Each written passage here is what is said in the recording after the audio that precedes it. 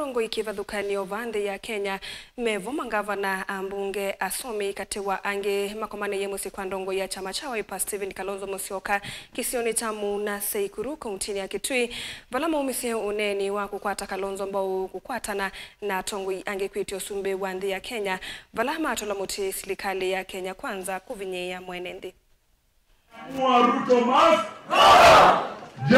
yeye mwenyewe kijana wake alitekwa nyara, alipata by the system.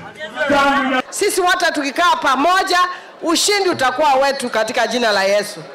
Sisi kama jamii ya Wakamba tumeamua kumtoa mtoto wetu atoke nje sasa akaombe kura. Sisi hapa tumekuja kukuambia toka nyumbani sasa.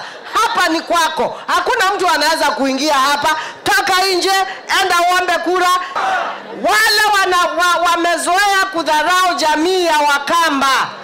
Wakati wa kudharau Wakamba umeisha. Chama cha Wiper kimekuwa steady, and Wiper was the glue that held Azimio together. I thank the governors of the three great counties, Malombe, Junior, Wavinya.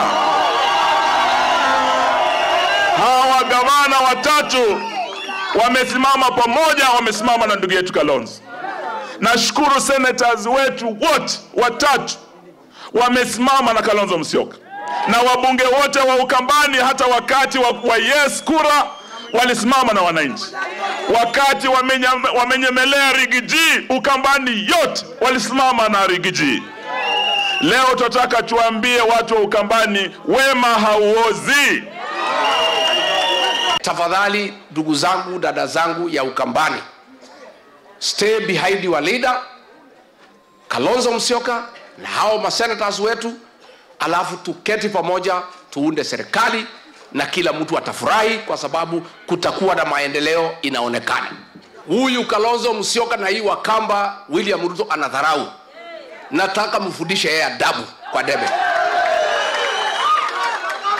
Na mimi nimekuja hapa kusema tumekubaliana. Tutafanya kazi na huyu Kalonzo.